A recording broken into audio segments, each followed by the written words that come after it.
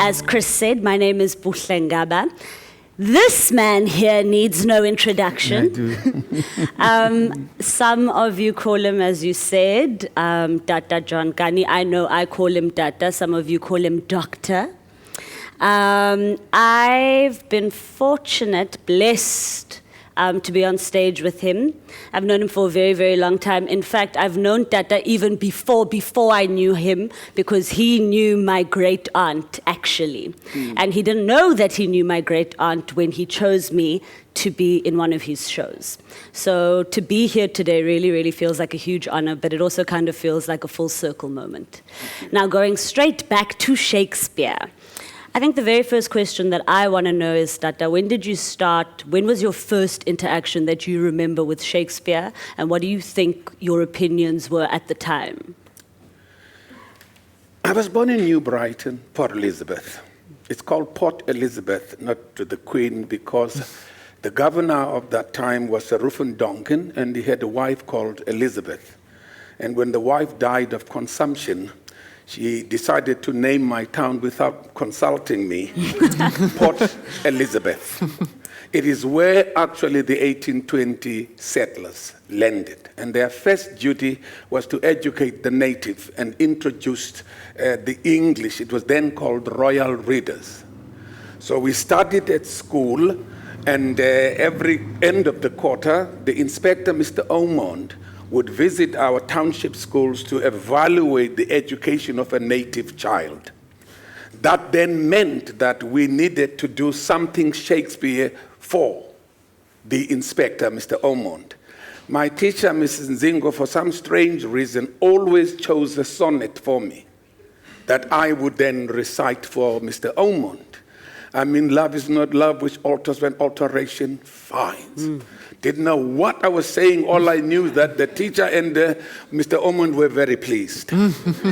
Or shall I compare thee to a summer's day? And all those, it was just fun for us because it meant we were not in the classroom. After Mr. Ormond would go, we would then go away. So this stayed with this.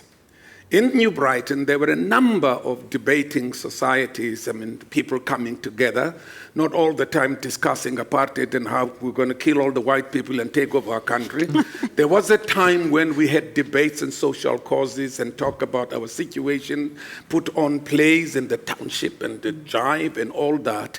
You could never be recognized in the Eastern Cape as learned in when delivering a speech. You did not quote one line from the Bard. Otherwise, you'd considered not very educated. So we would sit there and listen to be or not to be. And every speaker quoted Shakespeare. Every speaker. So that was for us very fascinating. So that was, for instance, my familiarity with this guy. We didn't know much about how important he is. All we knew about, he wrote these plays and these sonnets, and that they were very necessary for me to move from grade 1 to grade 2 to standard 4. That was all it was necessary for. The slighter version about it, that the language which was used in all Shakespeare's plays is quite similar to the Bible. And you know that the Bible was the one that broke our people and made us believe that what is happening now is immaterial. We will have a better life after death, while other people are having the time of their lives while they are alive. So there was an association of Shakespeare and the Bible. So every time you talk about it, we get a sort of a little bit of distancing it. But again, because to be able to have read Merchant of Venice, Measure for Measure, I mean, Twelfth Night, Romeo and Juliet, Hamlet, and Coriolanus, and all, just having read those plays was fantastic because we kind of saw another world. And being a Xhosa or African, we are descendants of great kingdoms. When my grandmother speaks, she speaks like we were once kings, or I should have been a prince if the Boers didn't come and mess it up. I should have been not called a chief when Queen Victoria decided there can't be queens and kings in the colony, it'll confuse. So all kings and queens were demoted to chiefs. A word that doesn't translate in the African language. I don't know what a chief is. You are either ikumkani or nothing. which is king. So we've had that relationship with England, and of course Shakespeare was part of that. So that was my relationship until, of course, in 1959, when my teacher came very excited and said, we're going to do Shakespeare in isiXhosa, a translation. I said, okay. And that was W.B. Mdledle's translation of Julius Caesar. It was unbelievable. Because, you see, the structure of isiXhosa in written form is almost quite similar to the structure of the English sort of language, where the operative word, where the verb is, where the other sort of situation in speaking. So Xhosa translates very well into English.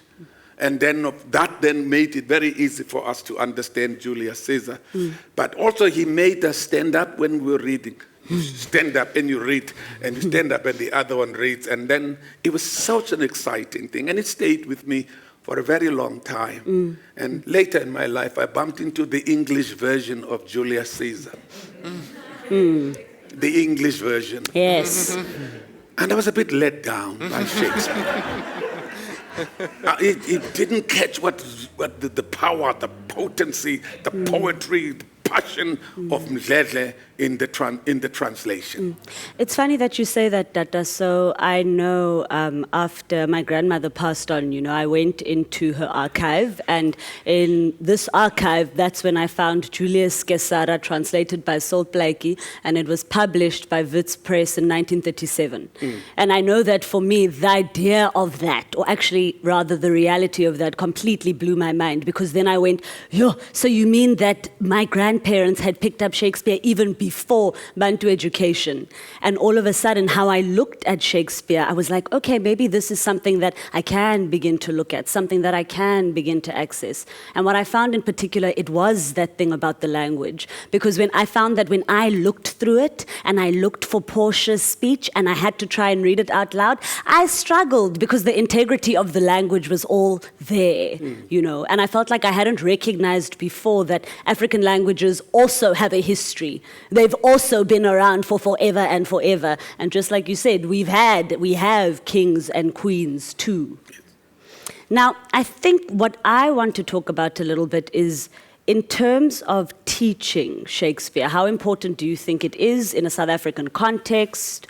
What does it mean? Why? How? Very broad question, I know. Well, with decolonizing our education and system and curriculum, with Curriculum 2020, there was a very strong discussion in 1995, 96, as to whether we should look at the literature that we feed our children. And there were very strong suggestions that Shakespeare is really irrelevant. It's about this country, these people in England, it's got nothing to do with us. And the politicians were looking at Africanizing everything. And there was a huge debate, and I'm very happy to say we won. We who felt that what South Africa needed was more ideas than less. We come from the apartheid, which isolated us, and that all we knew was from the Limpopo River to the sea. And I didn't even know that there was Zimbabwe or Botswana or other countries anywhere. So if we're going to look at decolonizing our education or the curriculum, I think we should hold on to Shakespeare just a little longer. Maybe later we might get rid of it. But then they were very strong, especially with former President Thabo Mbeki, who was basically on our side, that we could introduce other languages, other historians and other literature without removing Shakespeare, really. And the challenge, of course, would be if you look at Shakespeare today and you present it at these wonderful festivals. In my play, I talk about you don't only have to do Shakespeare well, you have to have a concept. I mean, I've just seen in As You Like It in the RSC, and I also saw Taming of the Shrew with the roles reversed.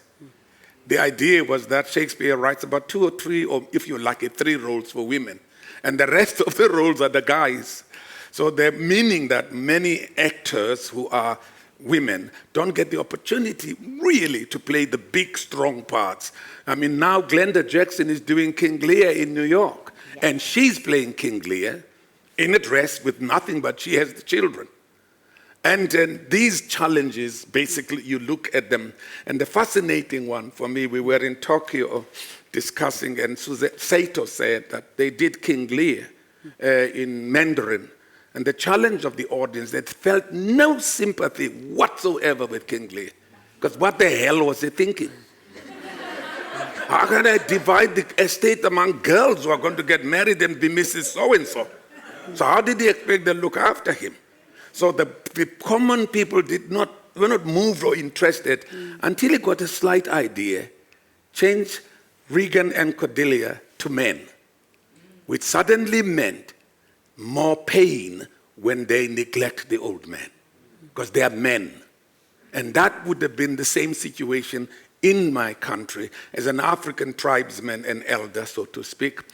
We wouldn't finally understand why he would want to divide. First, he breaks the first rule. He's alive, he wants to stage manage his post-mortem. It's impossible. He needs to die and leave it to those who live to decide about his estate. It's not his business. It's the ancestors' responsibility. So those are the fascinating thing for me, is that you can take any Shakespeare play, you can take measure for measure, you can quote anyone. It sits so well in the African culture because there are parallels in our kingdoms and in the history of our countries, how, of course, divided by the colonialists, but we still retained our culture. In that way, you find that Shakespeare is as important as S.K.M. Kai, as H.C. Jordan, as Zexum Da, as Arthur Fugard. It's as important as all those writers. I think the most important thing, we love him as a great writer, but not in awe as like the writer. There are other writers who wrote better plays than him, but we just like his because they cut deep into the soul. They deal with issues that are not necessarily right and wrong or good or bad. There are different shades to deal with jealousy, to deal with love. And then I always say, Shakespeare creates a beautiful environment and then messes it up himself by just putting us, Richard III, to tell us right in the beginning of the play, I'm going to mess everybody's lives. And then yet we sit. He just told us what he's going to do. It's like Law and Order. We see the guy who shot him, but we now wait until the cops find out it's him. Yeah. So there isn't a single soapy or story that hasn't taken from Shakespeare, some aware, some of them even unaware. How much do you use classical texts in your work, or how do they inspire you? So, for example, I'm thinking in particular, let's say, Antigone, in earlier work, let's say. And now we know in Kani and the King, I promise this is not a spoiler. No. We have Lear, so what is that process? How does it come about to impacting your work enough so that you end up putting pen to paper? Well, I was on my way out to leave the country to join MK, and we were given dates when we would be picked up. And then my father was 6'8" tall, 2 meters wide. And I must have been a bad actor because our parents were watching us like hawks because we're going to go into exile. We're going to become members of the MK. We'll come back and train in Russia and in China. We may go to Cuba. That's what we were talking about. So the parents watched us. And the night we were about to leave, I waited for my father, who sat in the lounge with his bottle of red hot rum, and he doesn't want to go to sleep. So finally he falls against the door, and I'm trying to ask my mom to help me to take him onto his bed. He was out, completely out. And by the time we managed to get him in bed, I could hear, that was a signal, the transport is outside. I missed it. I was so angry and sad. And then I heard that they were doing Antigone with this group of serpent players who work with a white person. And at that stage, I was black. Not black, but black. And I was angry. So I checked this outfit out, and I was sitting there listening to Arthur Fugard, George Mni, and the others talking about Antigone. And the question came up. Was Antigone right to break the law? If the law is unjust, Do you have a right to challenge the state or to break that law or take the consequences of breaking that law? That was like a testament to my future. And that's why we did Antigone. And then in 1973, when we wanted to pay tribute to all the men and women that are incarcerated in exile, we chose to write The Island. And in The Island, we decided that we were going to use the trial of Antigone. But without changing anything, but just adjust it to the South African context, where I played Creon as the president, and Winston would become Antigone as the black people. And that is one of the first things that Nelson Mandela, when released, called me and said, could you do that play next week? I thought, Dada, you've been away too long. We can't do that play next week. Yes. I need to negotiate with the theater people. And that's, of course, my uncle was on Robben Island as well, who kept writing me letters about the Bible. You know, everybody having the Bible. And when I also about Shakespeare and all that. And when I was also detained, I asked the warders to give me some reading material. And they gave me the New Testament. Oh, did I have a wonderful time. I mean, in a solitary confinement cell, reading with the light of the sun and the early stars. It was incredible. I was into Shakespeare. I know, of course, I don't know whether James V was Shakespeare or not. This discussion has been going on for a long time. But then later, they realized that I was too happy. They took the Bible. And then they gave me those Jehovah's Witnesses sharp watchtower thing that told me so much about Jesus and other things. I got a bit bored. But thank God that I was released. Yes. But that, for me, was the work with the bard, work with Shakespeare, the relevance of Shakespeare generally in everybody's lives. I mean, people in Australia, in New Zealand, people in Europe and in Africa as a whole. We have been in this space where Shakespeare was brought in as part of educating the native wherever we were. So we were stuck with him. So we had to quickly like him or move on or don't like him.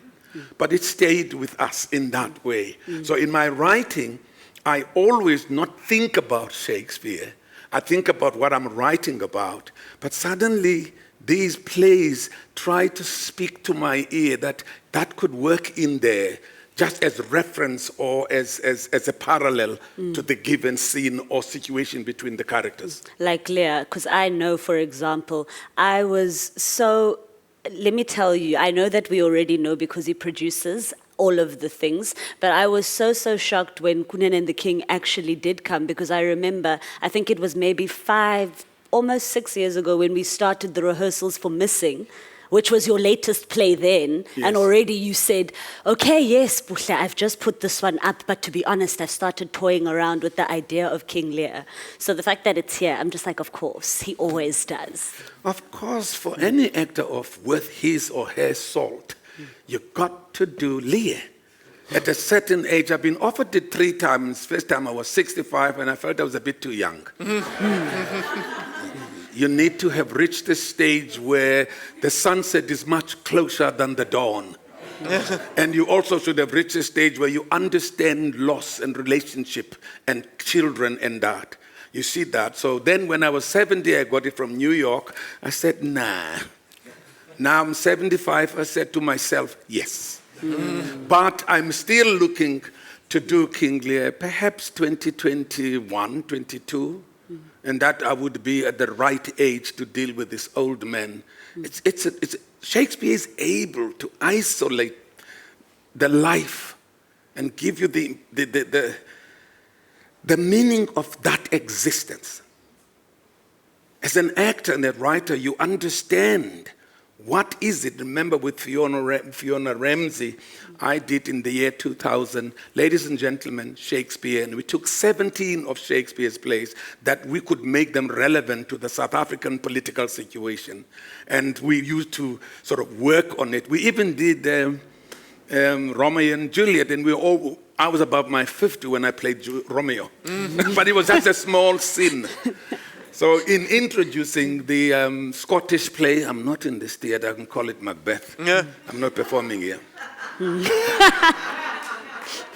And the funniest thing is that very few people know why you can't mention Macbeth in the theatre. Do we know that? If your play is doing bad and they're thinking of taking you off, you will hear the rumors in the front office about bringing the Scottish play. It means you're going down. So in that way, I was able then to say, all right, I will do this, which was so wonderful. That's when I also used part of Julius Caesar. And we brought in Richard III, and there was this man who would be king, who had just done an incredible battle at KwaZulu-Natal and defeated the enemies of Zwelithini. And on the way home, he hears the news that he's going to be made a premier, Cowder, and which is very excited about. Then he meets these sangomas who mix the bones and throw them, and they say, I hear the word king, president, but there's one problem, Mandela is still president. And you are not Thabo Mbeki, you are kind of like number 6 down like Megan's son. In England. So he decides that I'm going to kill everybody until I'm the next. That was Macbeth. I want to talk a little bit about Othello in 1987. Yes, seeing as we're talking a little bit about time, context, what was it like then? Janet Sussman, always crazy, comes to me after I've done the native, of course, all the tropes, says, it's time. I said, what to do, Othello? I said, Janet, I've just done Miss Julie where I kissed a white girl on stage and I was detained.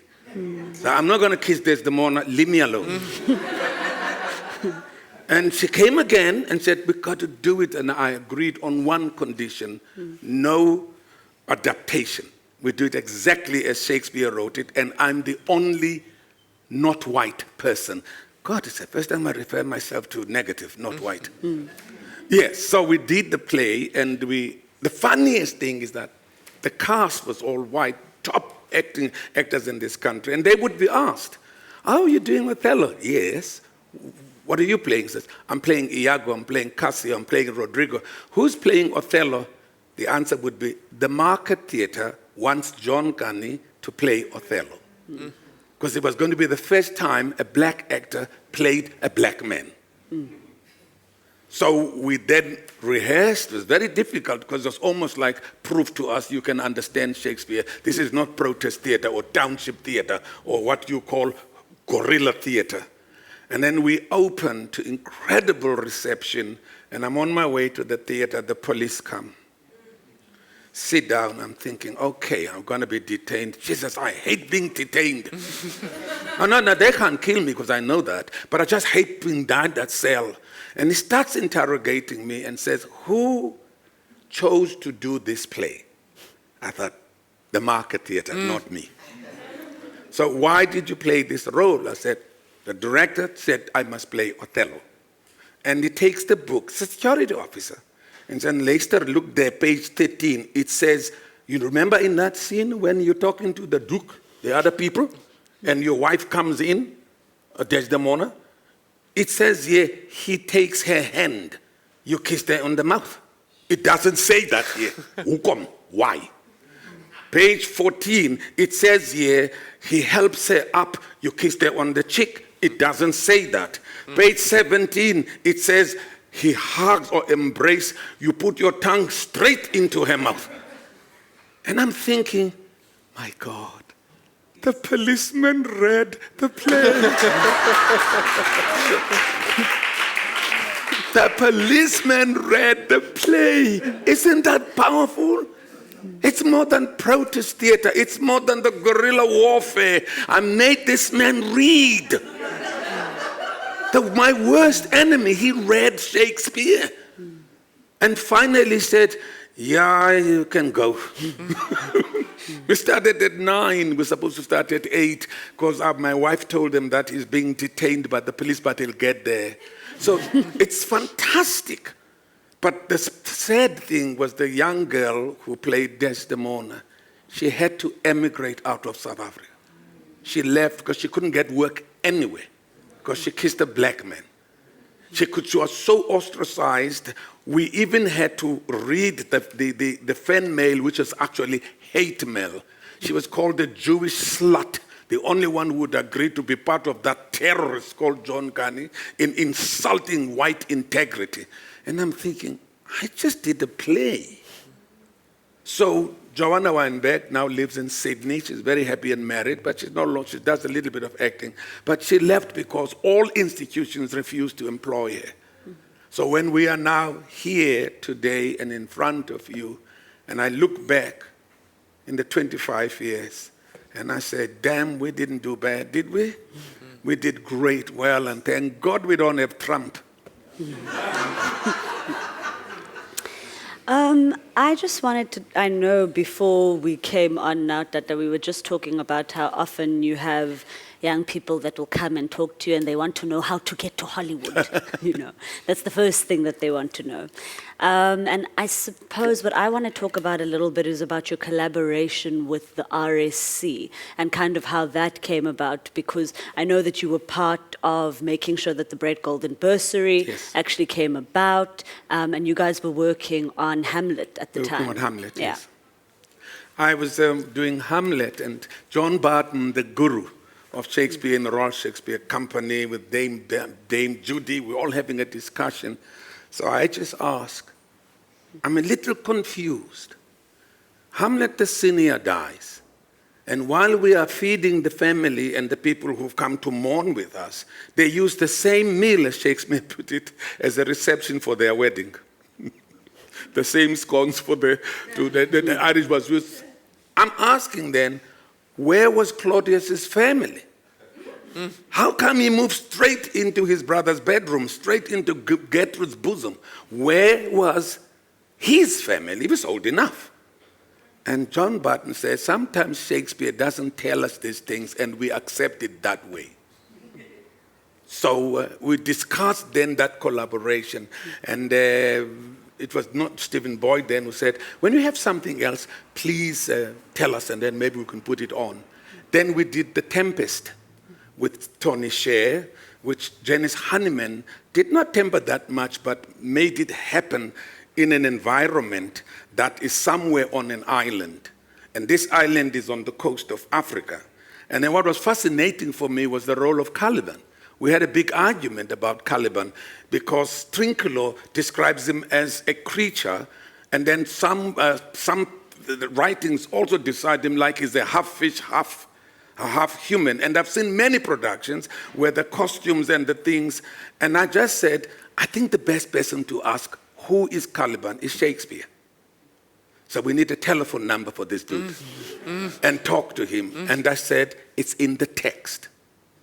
So we then read the first time Shakespeare mentions Caliban, that it was his mother Sycorax who was banished to that island because she practiced witchcraft.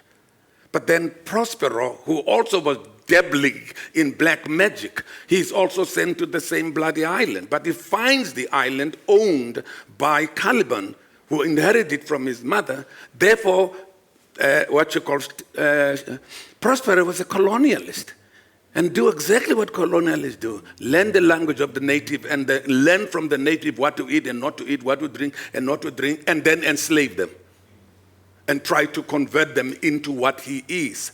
Therefore, Shakespeare then makes it very clear, as Miranda says, I don't know why my father is so against me having a relationship with Sebastian, the Duke's son, because he's the third man I see.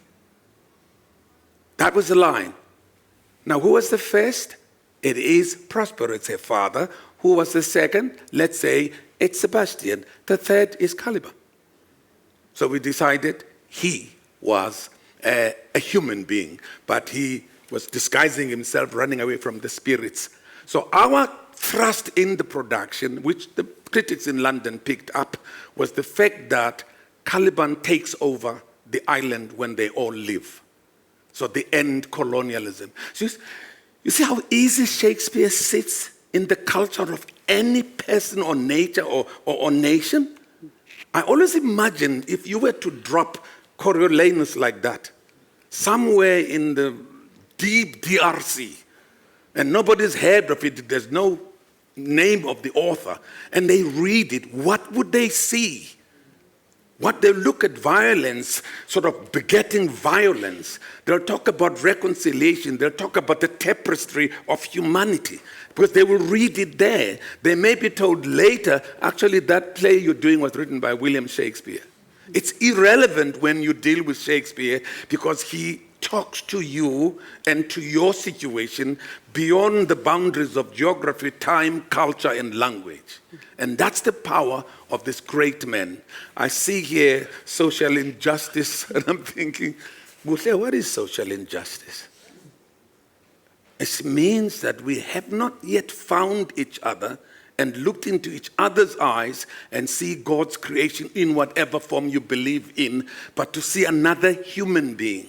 Ubuntu, which means if I see you and you see me, therefore we need to see each other. And we need to talk to each other. And for me, the power of Shakespeare was, even when he writes, as this in Merchant of Venice, I get this call from the Peckoffs in Bloemfontein, would like you to play a role in Merchant of Venice. I said, I'd be very excited, provided I'm not the Prince of Morocco. Because I'm not going to be stupid and choose that lead casket and be thrown out. I want to win the girl. Do you see that? And yet they were trying to prove in Bloemfontein that they are non-racial in the manner in which they cast. They can have black actors in a production that is all white. But I said, not the Prince of Morocco. And that was the end of the conversation. Because they were not ready yet. So those are the social issues that we are left with in my country. We've got political freedom. White people used to tell us, you got Mandela, what more do you want? Shut up now. And even when you are late at work and you apologize for being late, and they would tell you, this is not Mandela firm, it's May Company. So those issues that Shakespeare deals with manifest themselves in our culture and social discourse within the country. There isn't a single Shakespeare play, even Twelfth Night, even As You Like It, anyone that you can't sort of find its relevance to your life and to what your country is about. With them, the ambassador to Ghana, they wanted to do a play and they needed a white person. There's a black companies, and they went to the American embassy and said, we need the ambassador to come because we need a white person to play this role. And the ambassador was very kind to go and play the role and be the receiver of all the swear words throughout the play. But that's the power of the bard, the power of this man who wrote so many plays and died so young, and yet was in touch with human nature, was in touch with human behavior, was in touch with the way people think and see each other. And for me, that's the power of Shakespeare. I have to pause for a second. Buhle, with your permission, can we take one question? Yes. And Yes. then Tata John is being called to his preparation for the evening. Yes. Is that okay? Great, I have got And it. I should say, by the way, for those of you who feel that Buhle is being overly modest as a questioner and a facilitator, you're going to be seeing more of her in this conference. She's giving a paper, and her own experience at the RSC, infused with her South African identity, resulted in the wonderful work that is Swan Song, which is the culmination, that's a nice way of putting it, but also the conclusion of our program on Saturday. So there'll be more Buhle, but we're hanging on to John for now. So let's take a question and then we'll finish. Hi, Tata John. My name is Conrad Kemp. I was obviously interested in just about everything you said. But that anecdote you tell about the security policeman questioning you, using Shakespeare's text and saying, look, you know, the note here was that you just lift her up and yet you kissed her and you just hug her and yet you gave her a full-on smooch. And it's so gratifying to kind of think, well, I win this because you read it, if you want to make it win. But he was also using it as a statute, which is an odd thing. It became something that became supreme to the law, to the legislation that the apartheid government had passed. And all of a sudden, this Shakespeare text became the statute according to which he was trying to judge you. and then said, "It's fine, you can go." Or, probably not so kindly. But I was just wondering if you had any reflection on what made this man, this individual, this human, behave in that way, given his position and the system that gave him power. I mean, our teacher, for instance, in explaining to us why the South African Bantu education allowed Julius Caesar and isiXhosa, it was because that he said that the conspirators were like terrorists who tried to overthrow the state. Julius Caesar was a good man, was a good president of a republic. But the conspirators were terrorists, and they got their just desserts. You see, that's how the system would use Shakespeare also to justify what the kind of sort of laws that they create. Even with Antigone, and the fact that Antigone, the Creon, was such a powerful leader who tried to create, to enact a law that was against the law of God or the law of nature, that you cannot bury this particular brother, but you can the other one who fought with us on our side, because Polynices was like a terrorist. Those were the things we were going through when we would get detained and questioned. And you would wonder, even there were passages in the Bible saying that I am the descendant of Ham, who laughed at the nakedness of her father and was cursed with being black. And I'm thinking, you're the only one white in Africa, so how the hell? It means the whole continent was blessed because of the stupid guy who got drunk and forgot to wear his clothes. And one of the things that, while this cop was talking to me, I explained to him that, sir, when Laurence Olivier and Maggie Smith played this role, Laurence Olivier had to put a lot of black polish all over his face to look black. So every time they tried to embrace, the black polish would smudge Maggie Smith's white skin and the costume. I don't have that problem, sir. I have to be very millennial, and I'm going to say, let's all take a selfie together. Wonderful. So what I'm going to do is I'm going to stand here. Data, you come stand here. Millennial. And then I'll tag all of us in 75 for this thing. it. Yes. Great. Now we know it happened. And we can say there is a hashtag for this conference, Shake Social Justice. Use it, Facebook, Instagram, Twitter. We're going to start a different conversation. But let us say thank you so much to John and to Buhle.